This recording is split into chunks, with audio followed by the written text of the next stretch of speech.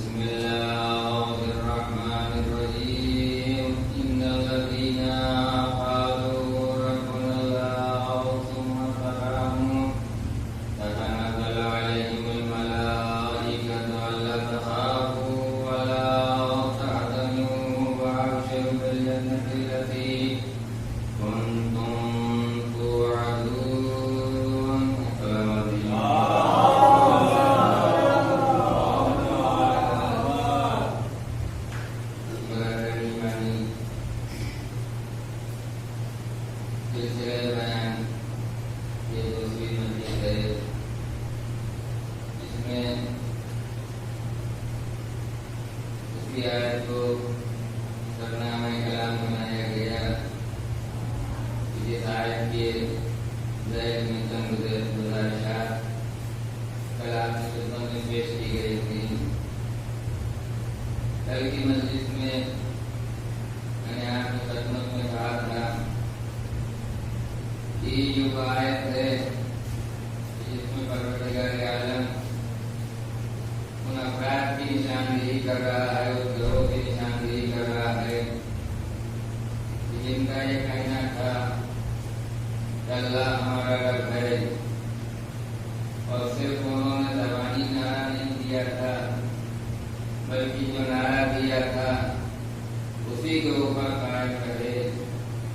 اسی لیے قرآن کہہ رہا ہے بے شک جن لوگوں نے یہ کہا کہ اللہ ہمارا رب ہے ثم استقاموا، پھر اسی کے اوپر باقی رہے، تو پھر ان لوگوں کی طرف کہ جنہوں نے اللہ کی وحدانیت کا اقرار کیا تھا، اس کی الوہیت کا اقرار کیا تھا اور اسی کے پر باقی رہے، تو پھر ہمارے ملائکہ ان کی طرف ہمارے پیغام دے کے نازل ہوئے کہ اللہ تخافوا ولا تحزنوا، اب نہ تمہارے لیے کسی طریقے کا خوف ہے نہ تمہارے لیے کسی طریقے کا رنج ہے۔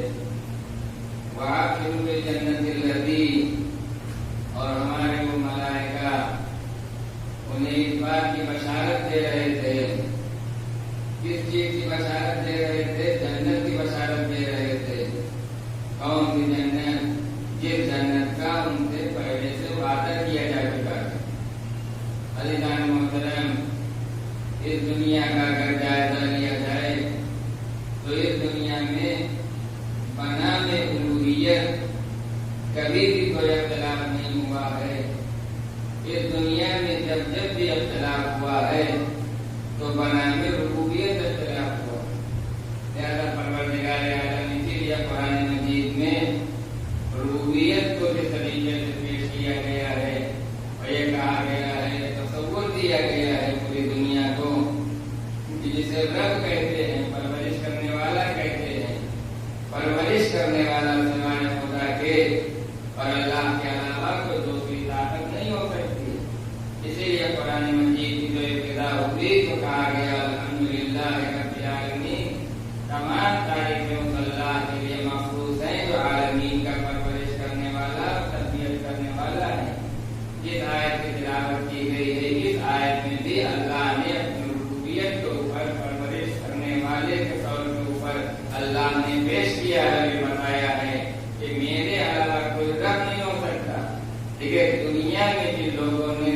ہونے کا دعویٰ کیا ہے، ان میں اللہ کی ربوبیت میں فرق کیا ہے؟ دنیا میں جتنے بھی لوگ رب بنے یا رب ہونے کا جنہوں نے دعویٰ کیا ہے، وہ دعویٰ کرنے والے جھوٹے دعویٰ کرنے والے تھے۔ اللہ کی ذات رب حقیقی ہے، یعنی اس کے علاوہ کوئی طاقت ایسی نہیں ہے جسے رب کہا جائے۔ بس اسی چیز کو قرآن مجید میں پیش کیا گیا ہے کہ دنیا کے جتنے رب ہیں، دنیا میں جن لوگوں نے اپنے کو رب کہا ہے، پرورش کرنے والا کہا ہے، وہ سب رب حقیقی نہیں ہے، بلکہ وہ جھوٹے رب ہیں۔ رب حقیقی صرف اور صرف اللہ ہے، اللہ کے علاوہ کوئی دوسری ذات رب حقیقی ہو ہی نہیں سکتی ہے۔ لہذا دنیا میں جب جب بھی اختلاف ہوا ہے تو بنا میں الوہیت نہیں ہوا ہے، جب جب اختلاف ہوا ہے تو بنا میں ربوبیت ہوا ہے۔ آپ دنیا کی کسی قوم سے پوچھ لیجئے، دنیا کے کسی بھی مذہب کے ماننے والے سے پوچھ لیجئے کہ تمہارا نظریہ الوہیت کے سلسلے میں کیا ہے، تو جہاں تک خدائی کا سوال ہے، جہاں تک اللہ کا سوال ہے، بنا میں الوہیت دنیا میں کسی کو اختلاف نہیں ہے۔ دنیا کے کسی بھی مذہب کے ماننے والے سے اگر سوال کیا جائے تو وہ یہی کہتا ہے کہ اللہ ایک ہے، اللہ ایک ہے، خالق ایک ہے، اس کے علاوہ کوئی دوسری ذات نہیں ہے۔ دو اللہ نہیں ہو سکتے ہیں، دو خالق نہیں ہو سکتے ہیں۔ اللہ کی ذات ایک ہے، پر کی فرق کیا ہے؟ فرق صرف اتنا ہے کہ نام کا فرق ہے، کہیں اسے اللہ کے نام سے جانا جاتا ہے، کہیں خدا کے نام سے جانا جاتا ہے، کسی زبان میں اسے ایشور کے نام سے جانا جاتا ہے، کہیں اسے گاڈ کے نام سے جانا جاتا ہے، کہیں کسی دوسرے نام سے جانا جاتا ہے۔ نام کا فرق ہے، لسانی لفظوں کا فرق ہے، زبان کا فرق ہے، مگر کہیں پر بھی کوئی یہ کہتا ہوا نظر نہیں آئے گا کہ اللہ دو ہیں، بلکہ ذات پروردگار کے اوپر، اللہ کے اوپر، الوہیت کے اوپر سب کا یقین ہے۔ اب سوال یہ پیدا ہوتا ہے کہ جب الوہیت کے اوپر یقین سب کا ہے، چنانچہ جس ملک میں ہم رہتے ہیں، اگر اس ملک کی اکثریت سے سوال کیا جائے تو اس کا بھی کہنا یہی ہے کہ ایشور ایک ہے، یعنی اللہ ایک ہے، کوئی دوسرا اللہ نہیں ہو سکتا ہے، دوسرا ایشور نہیں ہو سکتا ہے، سب کا ایشور ایک ہے۔ تو اب سوال یہ پیدا ہوتا ہے کہ جب ایشور ایک ہے تو پھر پرستش ان کی کیوں کی جاتی ہے؟ تو جن لوگوں کی پرستش کی جاتی ہے، جن چیزوں کی پرستش کی جاتی ہے، اگر الوہیت کے نام کے اوپر سب ایک ہے، اگر ایشور ایک ہے تو ان کی پرستش کیوں کی جاتی ہے؟ تو کیونکہ فطرت انسانی یہ ہے کہ ہمیں جہاں سے جو کچھ مل جاتا ہے، ہم دینے والے کو اپنا پرورش کرنے والا مان لیتے ہیں۔ لہذا الوہیت کے نام کے اوپر، ایشور کے نام کے اوپر کوئی اختلاف نہیں ہے۔ جب ان سے پوچھا جاتا ہے کہ ان کی پرستش کیوں کرتے ہو تو ان کا جواب یہ ہے کہ ہمیں ان سے طاقت ملتی ہے، ہمیں ان سے شکشا ملتی ہے، ہمیں ان سے شکتی ملتی ہے، اور دنیا کے جتنے بھی پرستش کرنے والے ہیں اسی طریقے کا جواب دیتے ہیں۔ اب عزیزان محترم، ہو سکتا ہے کوئی یہ کہے کہ جب الوہیت کے نام کے اوپر کوئی اختلاف نہیں تھا تو جو خانہ کعبہ میں 360 بنا کے رکھے گئے تھے، وہ 360 کیا تھے؟ بحیثیت خدا تھے یا بحیثیت رب تھے؟ تو یہاں کے اوپر صرف اتنا ہی کہہ دینا کافی ہے کہ 360 کا عدد ہی بتا رہا ہے کہ ان میں کوئی خدا نہیں تھا، وہ سب رب تھے، اس لیے کہ انہیں 360 کا جو عدد ہے وہ خود اس بات کی علامت ہے کہ ہر دن کا دینے والا الگ تھا، ہر دن کا رب الگ تھا۔ آج کا رب یہ ہے، کل کا رب یہ ہے، پرسوں کا رب یہ ہے، بس یہی فرق ہے دنیا کے بنانے والے میں اور خالق کے بنانے میں۔ دنیا والے اگر کسی کو رب بھی بناتے ہیں، کسی کو پرورش کرنے والا بھی مانتے ہیں، تو اتنا محتاج ہوتا ہے کہ اپنے ماننے والوں کی ایک دن سے زیادہ کی ضرورت کو پورا نہیں کر سکتا ہے۔ ایک دن کے لیے جو بنایا گیا تھا وہ دوسرے دن کی ضرورت کو پورا نہیں کر سکتا، جو دوسرے دن کے لیے بنایا گیا وہ تیسرے دن کی ضرورت کو پورا نہیں کر سکتا۔ اسی لیے 360 خود بنا کے رکھے گئے تھے اور ان کی پرستش کی جاتی تھی.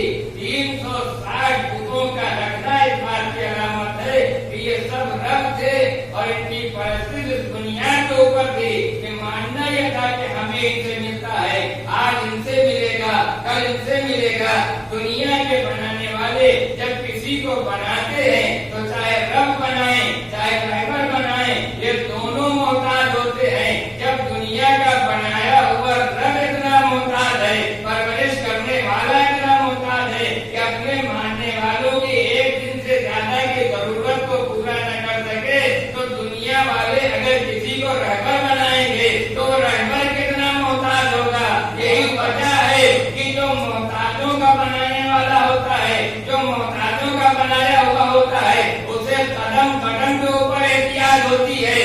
بنا تو دیے گئے تھے مگر احتیاط کا عالم یہ ہے کہ بیٹھنے میں بٹھانے والے کے محتاج ہیں, کھڑے ہونے میں کھڑا کرنے والے کے محتاج ہیں, ایک جگہ سے دوسری جگہ منتقل ہونے میں لے جانے والے کے محتاج ہیں.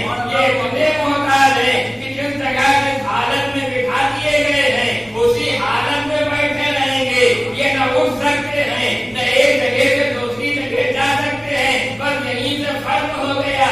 جو محتاجوں کا بنایا ہوا ہوتا ہے اسے قدم قدم پہ احتیاط ہوتی ہے. جو مالک الملک کا بنایا ہوتا ہے اسے محتاج نہیں ہوتا, قدم قدم کے اوپر اسے احتیاط نہیں ہوتی ہے. جو مالک الملک کا بنایا ہوتا ہے وہ سب کا مشکل کشا ہوتا ہے.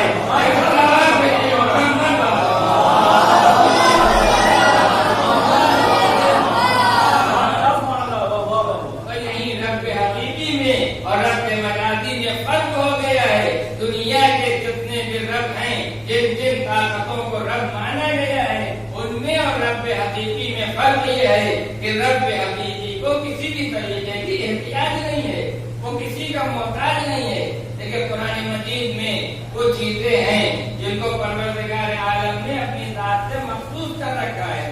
انہی چیزوں میں ایک چیز ہے جسے ربوبیت کہتے ہیں, جسے پرورش کہتے ہیں. اللہ کہہ رہا ہے کہ رب میں ہوں, پرورش کرنے والا میں ہوں. لیکن دنیا میں دینے والے اور عطا کرنے والے دنیا میں بہت ملیں گے, مگر خالق کے دینے میں, خالق کی پرورش میں, خالق کی عطا میں اور دنیا کی عطا میں فرق کیا ہے.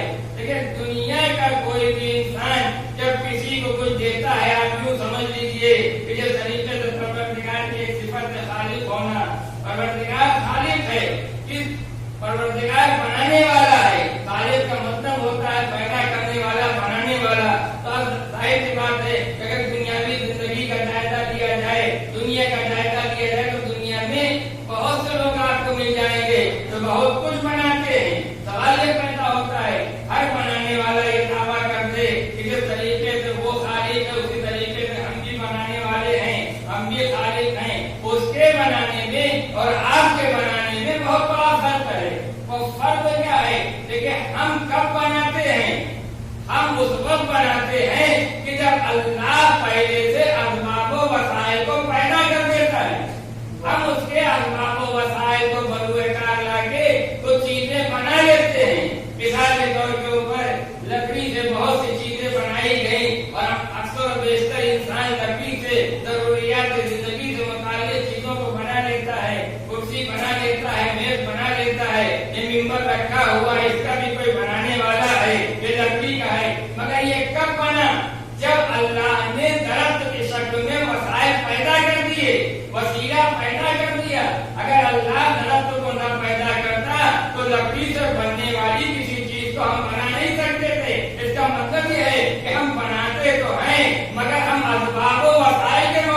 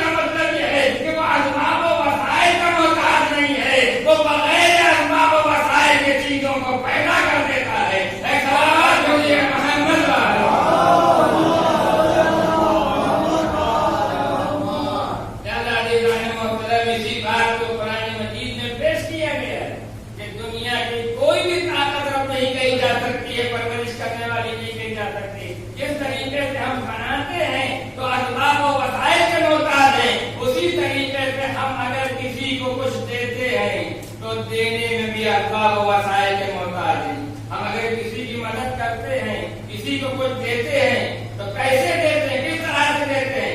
جب ہمیں اللہ اس لائق بنا دیتا ہے کہ ہم کچھ دے سکیں. جب تک وہ کچھ دیتا نہیں ہے تو ہم کسی کو کچھ دے بھی نہیں سکتے ہیں. پر یہیں سے فرق ہو گیا کہ ہم اسباب و وسائل کے محتاج ہیں. عطا میں بھی ہم دیتے ہیں تو دن کے اجالے میں تو دیتے ہیں مگر شب کے سناٹے میں نہیں دیتے. مگر وہ دینے والا ایسا ہے کہ جس طرح سے دن کے اجالے میں دیتا ہے اسی شان سے شب کے سناٹے میں بھی دیتا ہے. جہاں دنیا کے عطا کے ہاتھ چھوٹے پڑ جاتے ہیں وہاں سے خالق کی عطا کا سلسلہ شروع ہوتا ہے. اے صلوات بھیجیے محمد والا.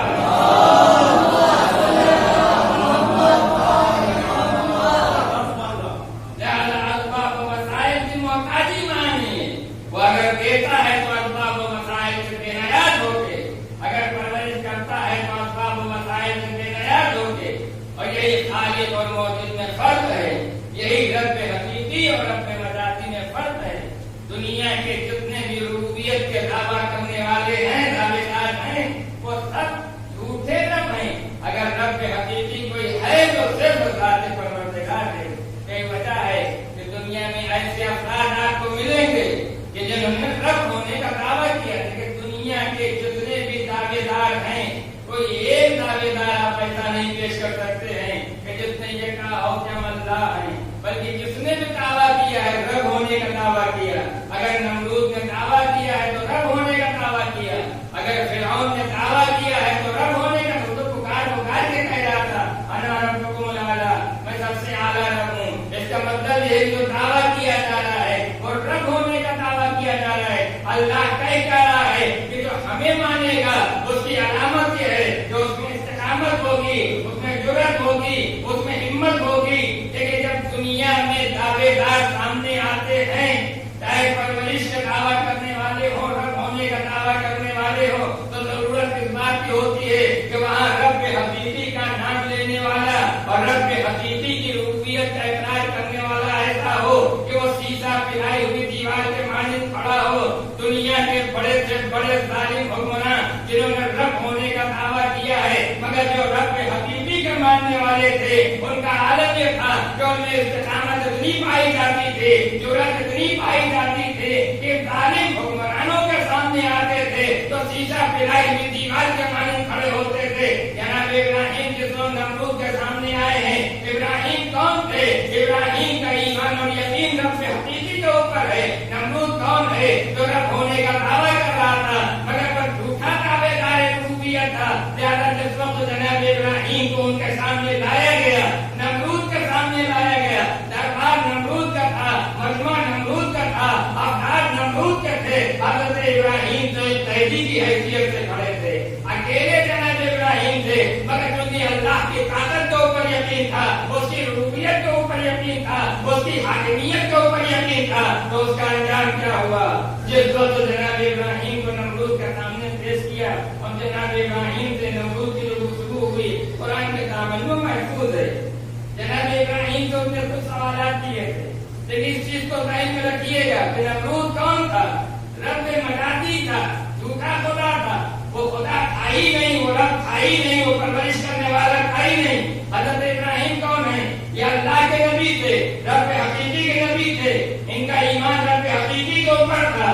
جب کسی بھی انسان کا ایمان اور یقین رب حقیقی کے اوپر ہو جاتا ہے تو پھر اس کی نگاہ میں دنیا کے ظالم حکمرانوں کی کوئی حیثیت نہیں ہوتی، کوئی اہمیت نہیں ہوتی. چاہے وہ ایک ہو یا چند ہو، اکیلا بھی ہوتا ہے تو سیدھا پھیلائی ہوئی دیوار کے مانی ظالم حکمرانوں کے سامنے کھڑا ہوتا ہے اور اپنے رب کی ربوبیت کا اقرار کرتا ہے، اعلان کرتا ہے اور یہ بتاتا ہے کہ ہم نے جس رب کو مانا ہے وہ رب حقیقی ہے، اس کے علاوہ کوئی رب حقیقی نہیں ہے. یہی جناب ابراہیم نے کیا کہ بظاہر تنہا تھے، قیدی کی حیثیت سے کھڑے تھے مگر جب وہ نمرود کے سامنے آئے، نمرود نے سوالات کرنا شروع کیا. ابراہیم تمہارا رب کیسا ہے؟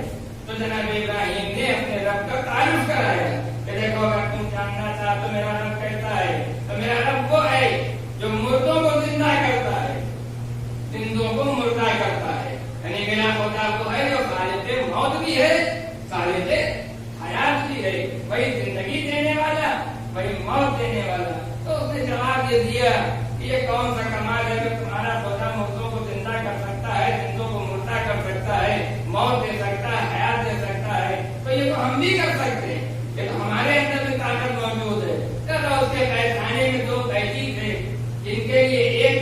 ایک بات تھا کہ آزاد کر دیا جائے، دوسرے کے لیے کہہ دیا تھا کہ اسے قتل کر دیا جائے۔ جب جناب ابراہیم نے کہا کہ میرا خدا خالق موت و حیات ہے، وہ زندگی دینے والا ہے، موت دینے والا ہے، وہی موت دینے والا ہے، وہی زندگی دینے والا ہے، جب جناب ابراہیم نے یہ کہا تو اسے فوراً نمرود نے اپنا حکم پلٹ دیا، جس کی آزادی کا حکم دیا تھا اس کی موت کا حکم دے دیا، اسے قتل کرا دیا، اور جسے قتل کرنے کا حکم دے چکا تو اسے آزاد کرا دیا۔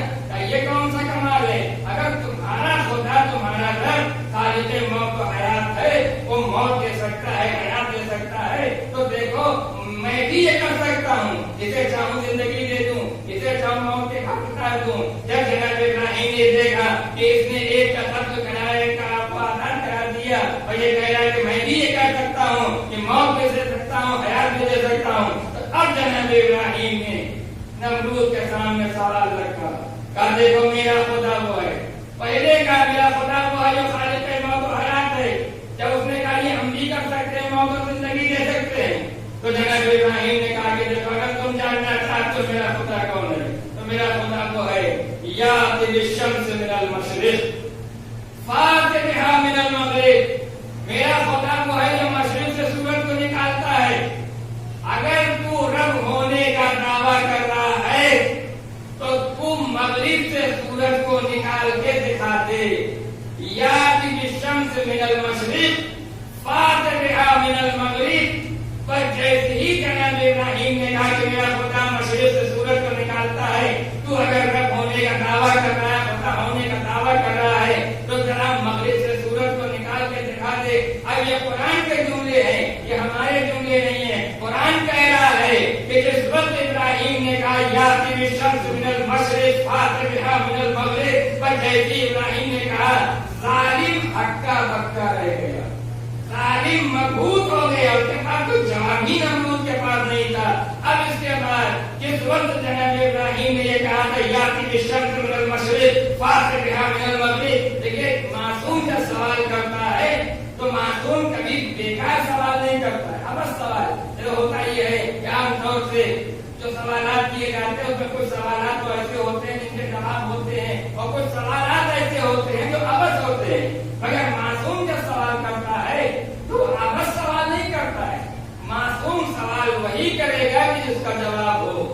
جناب ابراہیم نے سوال کیا تھا یاتی بالشمس من المشرق فاتی بہا من المغرب، میرا خدا وہ ہے کہ جو مشرق سے سورج کو نکالتا ہے، اگر تو دعویٰ کر رہا ہے کہ میں رب ہوں تو ذرا مغرب سے سورج کو نکال کے دکھا دے۔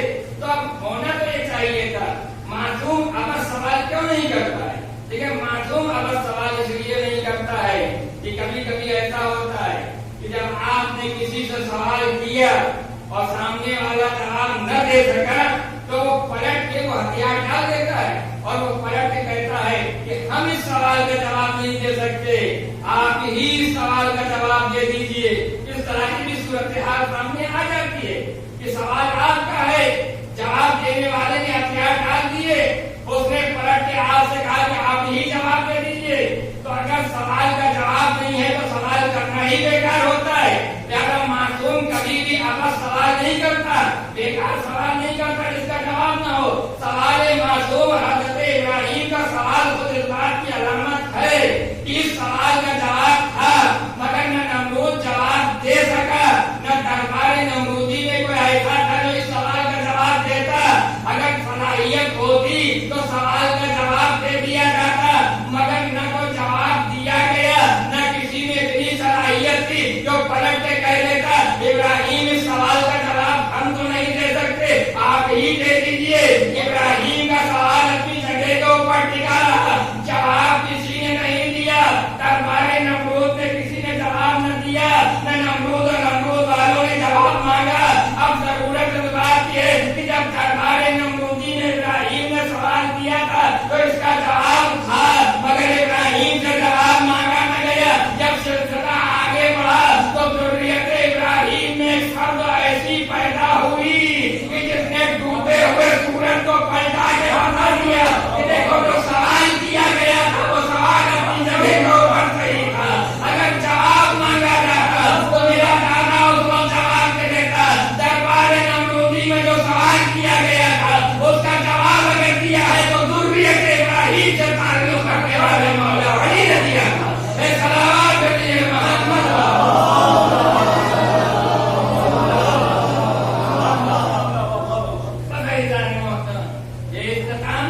बनते थे जनाब इब्राहिम के, कि दुश्मन को शिकस्त दी।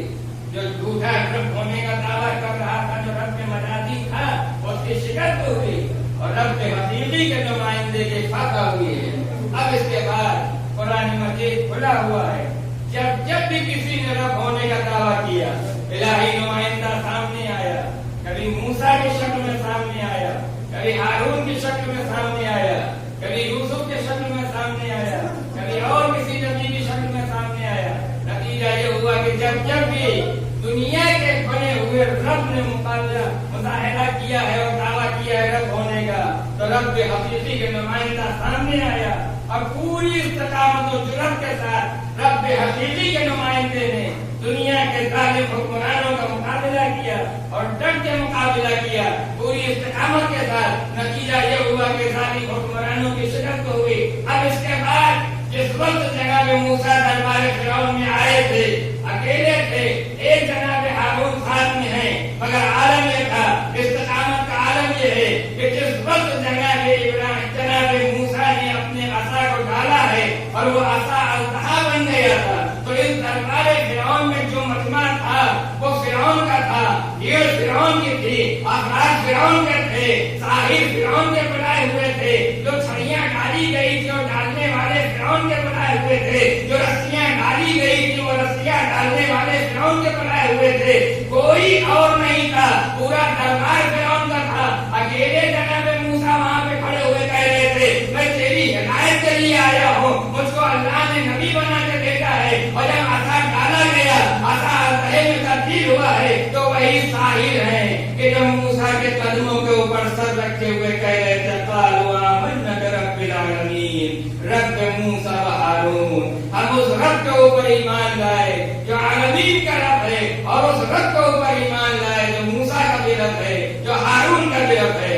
सलावत अलैहि मोहम्मद।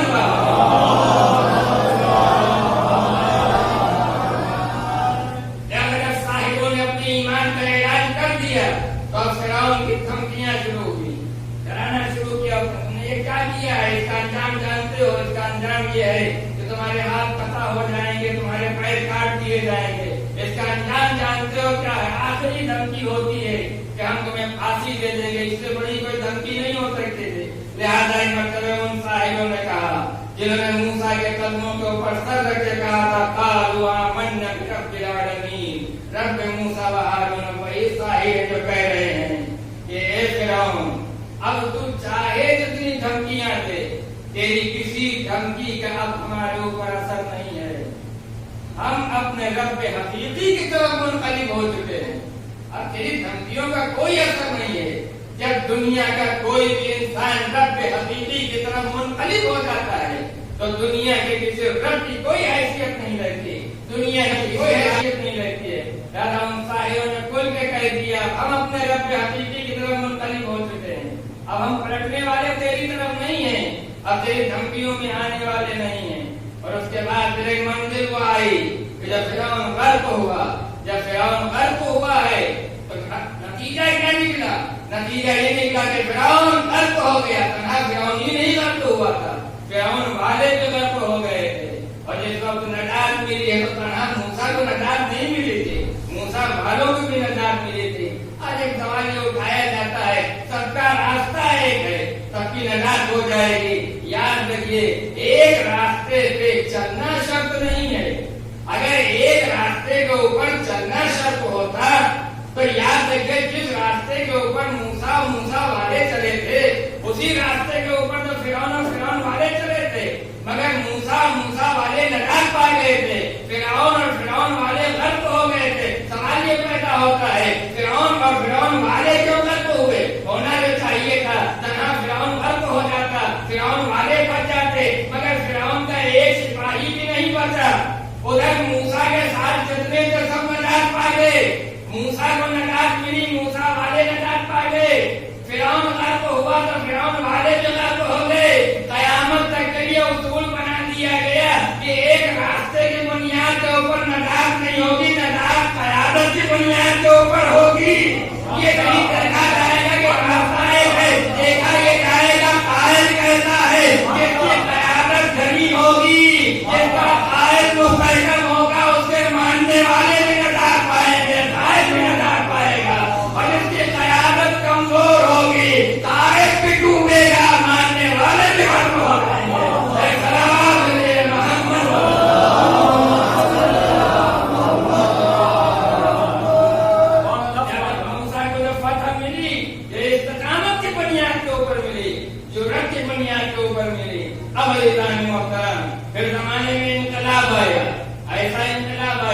کہ پیغمبر اسلام کی پوری سیرت دنیا کے سامنے تھی. آگے بتائیے پیغمبر کی حیات اور سیرت کا کون سا گوشہ ایسا تھا کہ جو دنیا کے سامنے نہیں، مسلمانوں کے سامنے نہیں، امت کے سامنے نہیں. ہر گوشہ سیرت پیغمبر کا ان کے سامنے تھا. مگر ایسا انقلاب آیا کہ تاریخ میں آپ کو ایسا انقلاب نہ ملے گا. مگر ایک طرف ظالم حکمران تھے، ایک طرف ظلم کا مظاہرہ کیا جا رہا تھا، تو دوسری طرف استقامت کا مظاہرہ کیا جا رہا، جرأت کا مظاہرہ کیا جا رہا، علم کا مظاہرہ کیا جا رہا تھا، علم کا مظاہرہ کیا جا رہا. بس ایک بات اور بات ختم ہو جائے گی.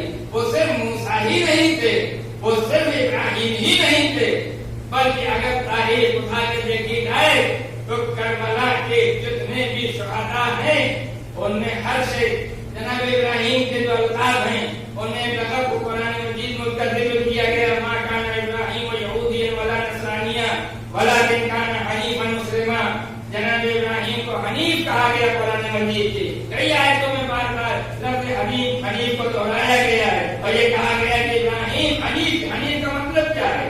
حنیف کا مطلب یہ ہے کہ باطل سے کترا کے حق کی طرف آنے والے کو حنیف کہتے ہیں. جو باطل سے کترا کے حق کی طرف آئے وہ حنیف کہلاتا ہے. جناب ابراہیم کو حنیف اس لیے کہتے تھے کہ جس گھر میں رہتے تھے اسی گھر میں آدر رہتا تھا. آدر حضرت ابراہیم کا چچا تھا جو بت پرست بھی تھا اور بت فروش بھی تھا، بتگر بھی تھا. لہذا اس ماحول میں حضرت ابراہیم رہے مگر آدر کی بت پرستی کا جناب ابراہیم کے اوپر کوئی اثر نہیں ہوا. اسی لیے جناب ابراہیم کو حنیف کہا جاتا ہے، یعنی باطل سے بچتے ہوئے کتراتے ہوئے حق کی طرف آئے ہیں. لہذا باطل سے کترا کے حق کی طرف جو آئے وہ حنیف کہلاتا ہے. اگر حنیف کی تعریف یہی ہے تو یاد رکھے ابراہیم کیا کربلا میں حبیب بھی حنیف تھے، مسلم ابن حسنہ بھی حنیف تھے، شوکت بھی حنیف تھے، جناب مسلم ابن عقیل بھی حنیف تھے اور جتنے شہداء کربلا اور امام کے امثال سب حنیف ہیں. اب حنیف ہونے کی ایک مثال اگر آپ سے سن سکتے ہیں تو سن لیجئے کہ جناب مسلم ابن عقیل جنہیں کوفے میں شہید کیا گیا تھا، آپ کی استقامت کا عالم یہ ہے، آپ کی جرأت کا عالم یہ ہے کہ جب ابن زیاد کے سامنے پیش کیے گئے ہیں تو ابن زیاد نے یزید کی تعریف کرنا شروع کی. وہ خلیفۃ المسلمین ہیں، اس کو لوگوں نے خلیفہ مان لیا ہے اور اس کی اطاعت سب کے اوپر لازم وغیرہ وغیرہ. یزید کی تعریف اور اس کے بعد امام حسین علیہ السلام کی مذمت اپنے منہ سے کرنے لگے. دل کھول کے امام کے شان میں گستاخی کر چکا. تو اب جناب مسلم ابن عقیل مخاطب ہوئے ابن زیاد. یاد رکھیے ابن زیاد گورنر کا دربار اس کا تھا جس طریقے سے فرعون کا دربار تھا. موسیٰ اکیلے تھے، ہارون اکیلے تھے، یہاں جناب مسلم ابن عقیل اکیلے ہیں. ایک خانی تھے بھی تو وہ بھی شہید کیے جا چکے ہیں. لہذا جناب مسلم ابن عقیل کا نیتا کہاں ہے؟ اکیلے ہیں. جس وقت امام کے سامنے وہ گستاخی کرنے لگا اور یزید کی تعریف کرنے لگا تو آخر میں جناب مسلم ابن عقیل نے جو جواب دیا ہے پوری استقامت کا مظاہرہ کہا ہے. ابن زیاد، ابن مرجانہ، یہ کس کی بات کر رہے ہو؟ میرے سید کی بات کر رہے ہو؟ میرے سرکار کی بات کر رہے ہو؟ میرے امام کی بات کر رہے ہو؟ میرا امام وہ ہے جسے حسین ابن علی کہتے ہیں جو طاہر ہے. ایک ایک جملہ سننے والا ہے، ایک لفظ سننے والا ہے. جناب مسلم ابن عقیل کھڑے کس کے سامنے تھے؟ ابن زیاد جیسے ظالم حکمراں کے سامنے کھڑے تھے. مگر استقامت کا عالم یہ ہے کہ وہ یہ کہہ رہے تھے ابن زیاد، ابن مرجانہ، ارے یہ کس کے لیے تم کتنی شان میں گستاخی کرو؟ میرا امام، میرا سید، میرا سرکار وہ ہے کہ جو طاہر ہے اور جو صرف طاہر نہیں ہے بلکہ طاہر ہونے کے ساتھ ساتھ مطہر بھی ہے. لیکن طاہر اور مطہر میں فرق ہے. قرآن مجید کی ایک آیت ہے جو بارہا سنی جاتی ہے جس میں کہا گیا ہے انما یرید اللہ لیذهب عنکم الرجس اہل البیت ویطہرکم تطہیرا. تو یہاں صرف اہل بیت کو طاہر ہی نہیں کہا گیا ہے بلکہ اہل بیت کو مطہر بھی کہا گیا ہے. طاہر کا مطلب ہوتا ہے پاک اور مطہر کا مطلب ہوتا ہے وہ پاک اور دوسرے کو پاک کرنے کی صلاحیت رکھتا ہو. لہذا مسلم ابن عقیل نے اسی آیت کی تفسیر پیش کی ہے اور یہ بتایا ہے کہ دیکھو میرا امام وہ ہے جو طاہر بھی ہے، میرا امام وہ ہے جو مطہر بھی ہے. یعنی طاہر اور مطہر کا مطلب یہ ہے کہ وہ پاک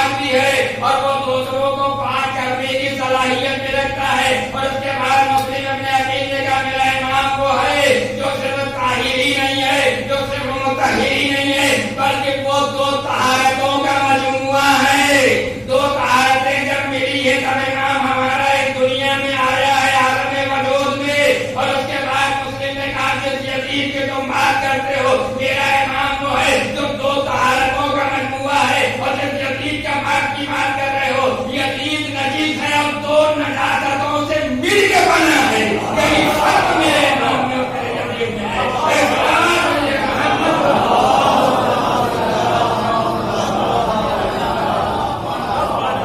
اور اس کے بعد جب آپ زیارت وارثہ پڑھتے ہیں تو زیارت وارثہ میں کیا کہتے ہیں؟ حالانکہ پوری زیارت وارثہ امام زمانہ سے منسوب اور منقول ہے، مگر یہ جملہ جو زیارت وارثہ کا یہ خاص امام زمانہ سے منسوب ہے، جس میں امام نے فرمایا ہے بِأَبِيَنْتُمْ وَأُمِّتِتُمْ تَعْرَضِ الْأَرْضُ الَّتِي فِيهَا دُفِنْتُمْ وَفُضْتُمْ فَوْقَ الْأَدِيمَةِ۔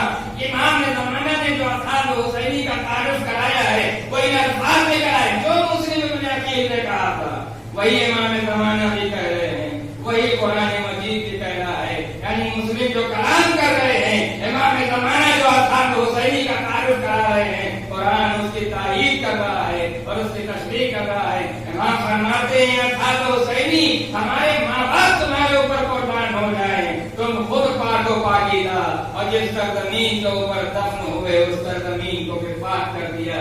یعنی حسین اور حسین والے پاک بھی ہے، اور ایسے ہم پاک ہیں جو دوسروں کو پاک کرنے کی صلاحیت رکھتے ہیں، جو دوسروں کو پاک کرنے کی صلاحیت رکھتے ہیں۔ یہی وجہ ہے کہ امام زمانہ اصحاب حسینی کا ان الفاظ کا تعارف کرا رہے ہیں۔ اور بات تمام ہو گئی، محرم کا زمانہ شروع ہو گیا۔ آج پہلی محرم ہے، آج فاطمہ کے لال کے سب ماتم بچھی ہوئی ہے، گھر گھر سب ماتم بچھے، حالات نامساعد ہے، مگر اس کے باوجود بچھانے والے جمع ہوتے ہیں اپنے مظلوم امام کے اوپر گریہ کرنے کے لیے۔ ارباب ادا کل چاند رات تھی، پہلی محرم کی رات گزر گئی، رات تو دوسری محرم کے جس میں ہم اور آپ بیٹھے ہیں۔ جب چاند رات آتی ہے تو اہتمام ہوتا ہے، کس طریقے کا اہتمام ہوتا ہے؟ عورتیں سیاہ لباس پہنتی ہیں، چھوٹے چھوٹے بچوں کو سیاہ لباس پہناتی ہیں، ہر طرف ایک غم کا ماحول ہو جاتا ہے، سیاہ جھنڈیاں گھروں پہ لگا دی جاتی ہیں۔ اور اس کے بعد جس وقت چاند رونما ہوتا ہے، جس وقت چاند رونما ہوتا ہے تو اس وقت عالم یہ ہوتا ہے کہ لوگوں کے دل بھر آتے ہیں کہ وہ مہینہ آ گیا کہ جس کی تصویر کو فاطمہ کا لال 3 دن کی بھوک و پیاس میں سے کربلا کے اوپر شہید کر دیا گیا۔ اپنے اصحاب و انصار کے ساتھ ذرا سوچو کہ جب ہم چاند دیکھتے ہیں تو چاند دیکھنے کے بعد ہمارا دل بھر آتا ہے، آنکھوں سے آنسو جاری ہو جاتے ہیں۔ جب یہی چاند جناب زینب دیکھتی ہوں گی تو ان کے دل پر کیا گزرتی ہوگی؟ جب ام کلثوم دیکھتی ہوں گی تو ان کے دل پر کیا گزرتی ہوگی؟ اور تو اور جس وقت امام زین العابدین اس چاند کو دیکھتے ہوں گے تو امام زین العابدین کے دل پر کیا گزرتی ہوگی؟ یقیناً ہم جب چاند دیکھتے ہیں تو ہمیں تازیہ یاد آتا ہے، ہمیں ادب یاد آتا ہے، ہمارے دماغ امام باڑوں کی طرف منتقل ہو جاتے ہیں، شبیہ